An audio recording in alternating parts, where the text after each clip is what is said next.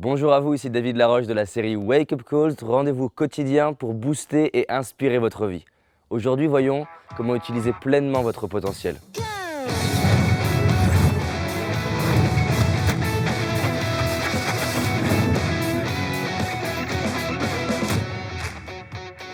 J'imagine que vous désirez exprimer pleinement votre potentiel. J'imagine que dans certaines situations, vous sentez qu'il y a un joyau à l'intérieur de vous et que vous ne l'exprimez pas. Je sais ce que c'est d'être dans une situation et de sentir « j'aimerais dire ça, j'aimerais faire ça » et ne pas le faire parce qu'on n'ose pas. Vous avez un potentiel qui est exceptionnel et qui est extraordinaire. Je suis absolument persuadé qu'on a tous un potentiel qui est largement supérieur à ce qu'on exprime aujourd'hui. Et je pense que c'est finalement le jeu de la vie que de passer sa vie à voir comment exprimer le meilleur de nous-mêmes. Dans cette vidéo, vous allez découvrir 6 clés qui vont vous y aider. La première chose, c'est d'avoir un rêve, un projet. Finalement, pourquoi exprimer son potentiel? C'est pas pour être connecté à quelque chose qui est vraiment important pour nous. Dans le cas de Martin Luther King, qui est un exemple que je prends souvent, Martin Luther King n'aurait pas pu exprimer pleinement son potentiel s'il n'avait pas été connecté à un rêve et s'il avait juste fait un concours de prise de parole en public. Donc quel est votre rêve? Quel est le projet qui est profondément important pour vous? Si vous aviez 1 milliard sur le compte en banque, qu'est-ce que vous aimeriez faire aujourd'hui? Qu'est-ce que vous feriez dans votre vie? Si ce que vous faites avec ce milliard, ce que vous faites aujourd'hui, c'est que vous êtes connecté à un rêve. À l'inverse, c'est que vous ne l'êtes pas. Par exemple, dans mon cas, si j'avais 1 milliard, je serais en train de faire des vidéos, en train de faire des conférences, en train de faire du coaching. Des fois, ma chérie me dit « mais en fait, tu parles tout le temps ». Aujourd'hui, je suis payé à parler parce que c'est naturel pour moi de parler, c'est facile de parler. Et c'est intéressant parce que j'ai passé une partie de mon enfance à ne pas oser parler, à avoir la gorge fermée, à me considérer timide. Et j'ai créé ce rêve qu'un jour j'arriverai à m'exprimer avec aisance et qu'un jour je pourrai inspirer un maximum de personnes via ma communication. Quel est votre rêve? Qu'est-ce qui vous touche? Qu'est-ce qui vous passionne? Je vous garantis, si vous avez le courage là de vous connecter à ce que l'enfant à l'intérieur de vous désire, votre vie va changer. Un rêve, c'est pas forcément quelque chose de grand ou quelque chose de petit. C'est juste quelque chose qui vous touche. C'est juste quelque chose où vous dites j'aimerais vivre ça. Et le but d'un rêve n'est même pas de le réaliser. Le but d'un rêve, c'est de créer cette énergie à l'intérieur de soi et de sortir justement le potentiel qu'il y a à l'intérieur de nous. Et c'est ça qui est magique. Quand on va vers un rêve, notre potentiel s'exprime sur le chemin. Avoir un rêve, c'est pas quelque chose forcément de confortable. C'est quelque chose d'inspirant, de stimulant. Et c'est le propos de ces vidéos-là. Et vous aider à vous créer une vie inspirante. Autorisez-vous à vous connecter à une vision. Si elle est floue, commencez par là et affinez-la comme un diamant qu'on travaille tout le reste de sa vie. La deuxième clé, c'est de s'aimer suffisamment et d'avoir le courage de vivre en fonction de soi-même et pas en fonction des autres, pas en fonction de ses parents, pas en fonction de ses amis, pas en fonction de sa société ou dans la société dans laquelle on vit, mais de vivre en fonction de soi-même. Comment exprimer ce pourquoi je suis fait si je ne fais pas les choses en fonction de moi-même? Plein de fois, on agit en fonction des autres. On s'habille comment les autres voudraient qu'on s'habille. On parle de la façon dont les autres voudraient qu'on parle. Mais si on n'ose pas faire ça, être soi-même, je vous garantis, c'est impossible d'exprimer son potentiel. Donc finalement, exprimer pleinement son potentiel, c'est au quotidien, dans des petites situations. Avoir le courage des fois de dire non à quelque chose ou oui à autre chose. En faisant ça au quotidien, en vous entraînant à être à l'écoute de vous-même, votre potentiel va de plus en plus s'exprimer. Faites des activités qui vous touchent, de la façon dont elles vous touchent. J'aime bien dire qu'il y a 1000 façons de faire le même métier. Il y en a au moins 900 qui sont chiantes. Il y a 1000 façons de faire des vidéos. On peut les faire dans d'autres contextes, d'une autre longueur, d'un autre format, avec d'autres personnes, avec un autre message, avec un autre sujet, et que ça m'inspire beaucoup moins. C'est important, peu importe ce que les gens me disent qui est bien, que je me dise ça serait quoi le format idéal pour moi. C'est important que je me demande quel est le message que je veux donner. Et c'est en ce sens-là que ma vie elle va devenir exceptionnelle. Si je prends quelqu'un qui réalise des films, il y a peut-être 1 million ou 10 millions de façons que le film soit chiant. Et je crois que c'est le point commun des grands créateurs de ce monde, c'est qu'ils savent se connecter à eux-mêmes. Bien sûr être à l'écoute du monde et bien sûr vouloir servir le monde. Mais avant tout sentir qu'est-ce qui me touche, qu'est-ce qui m'inspire. La troisième clé, c'est de faire des petits pas. Avoir le courage de faire ces petites actions au quotidien en direction de ses rêves.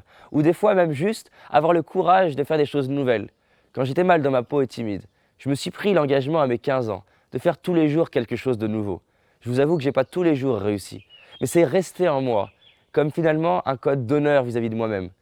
Si j'ai peur de le faire, de le faire. Alors bien sûr, pas tout faire ce qui me terrorise, mais des petites actions, demander plus de haricots au restaurant, aller aborder quelqu'un, demander l'heure.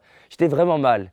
Et j'aime bien cette idée que quand on va dans des endroits où on ne se connaît pas, où on n'a pas l'habitude d'aller, on découvre des parties de nous-mêmes qu'on ne connaissait pas encore, et des parties de nous-mêmes puissantes. Autorisez-vous à faire ces petites actions au quotidien. Je vous garantis, votre vie va changer.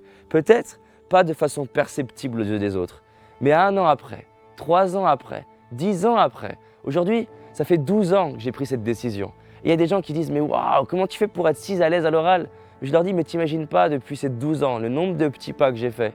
Et t'imagines pas les premières années où les gens me disaient « Mais en fait, tu changes rien, tout ça pour rien, ça sert à rien ce que tu fais. Tu vois bien que tu communiques pas mieux, que tu n'es pas plus à l'aise avec les filles, pas plus à l'aise avec les gens, pas plus à l'aise avec ta famille, pas plus à l'aise au travail. » Mais progressivement, comme une plante qui grandit, on ne la voit pas grandir. 10 ans après, on dit « Waouh, tu t'es construit un édifice. » Et c'est ça, exprimer son potentiel. Mettre des pierres tous les jours. La 4e clé que j'aimerais vous partager, c'est de vous autoriser à vivre l'inconfort. Grandir et évoluer n'est pas confortable. J'ai jamais rencontré quelqu'un à la salle de musculation qui y va et qui dit « Alors attention, je veux me muscler, mais surtout, je ne veux pas vivre d'inconfort. » J'ai jamais rencontré quelqu'un qui fait quoi que ce soit, un art martial, une passion, de la peinture, de la danse, du piano, ce que vous voulez, et qui dit « Attention, je veux devenir excellent. Je veux libérer mon génie, mais je ne veux pas vivre d'inconfort. » Je connais personne, aucun orateur au monde qui n'a pas vécu l'inconfort d'être stressé avant d'aller sur scène ou d'avoir un trou, avoir un blanc ou de vivre des critiques. Ça fait partie du chemin.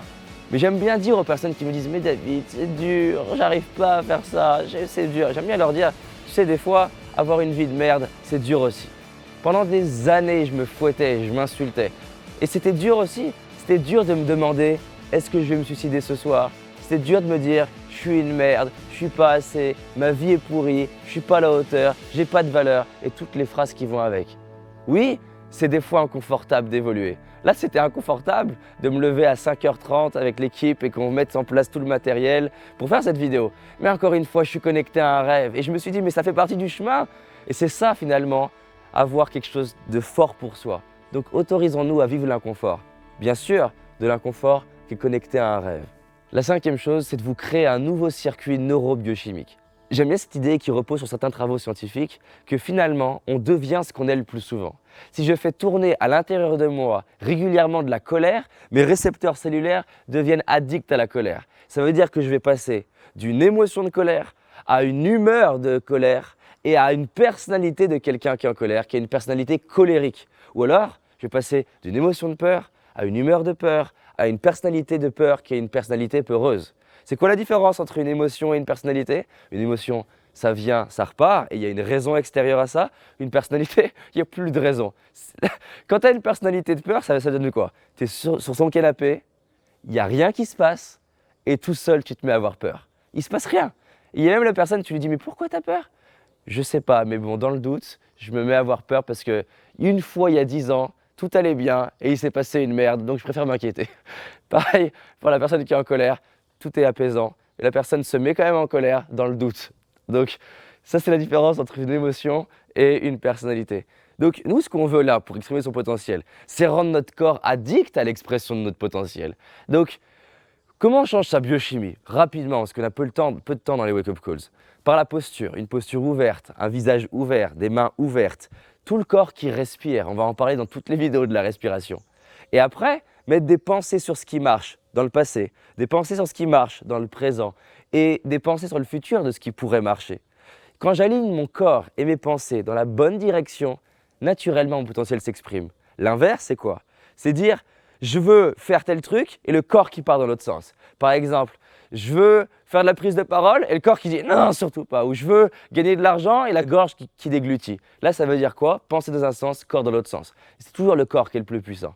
Donc, je veux aligner les deux. Et pour ça, comment je reprogramme ma neurobiochimie? En m'entraînant régulièrement et peu à peu, en faisant des exercices émotionnels, à connecter à des niveaux d'intensité de plus en plus élevés, de joie, de confiance, d'amour, de gratitude. D'accord? La 6e clé, et vous m'avez déjà entendu le dire dans plusieurs vidéos depuis la première vidéo des Wake Up Calls, décider. Je sais que ça paraît une clé bête, mais la réalité, c'est qu'il y a 15 ans, j'ai pris une décision. J'en avais marre de me fouetter, j'en avais marre de faire de ma vie une vie pourrie. J'ai pris une décision. Pas la décision de réussir, parce que ça ne m'appartenait pas. J'ai pris la décision de donner une chance à ma vie. J'ai pris la décision de me créer une vie extraordinaire. J'ai pris la décision de me dire je vais tout faire pour faire de ma vie une vie inspirante selon mes critères et peut-être inspirer d'autres personnes à faire pareil. Décider.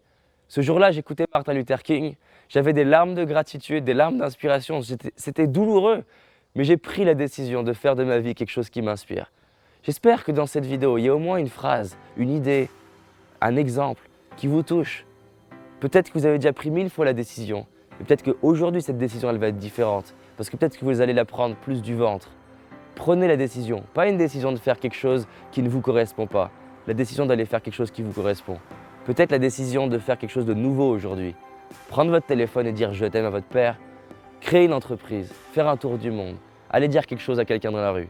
En faisant ça, on en reparlera dans 12 ans. Vous serez peut-être en train de faire des vidéos et inspirer des personnes, créer un film, écrire un livre, parler à des gens dans la rue. Je vous garantis, comme dit Gandhi, votre vie est votre message. Et si vous n'arrivez pas à le faire pour vous, faites-le au moins pour quelqu'un qui un jour vous croisera et se dira « si tu peux le faire, je peux le faire ». Alors qu'est-ce qu'on a vu ensemble? On a vu le fait, 1, de se connecter à un rêve, à une vision. On a vu 2, d'avoir le courage et s'aimer suffisamment pour vivre en fonction de soi-même et pas en fonction des autres et de la société. Et ça se fait quotidiennement.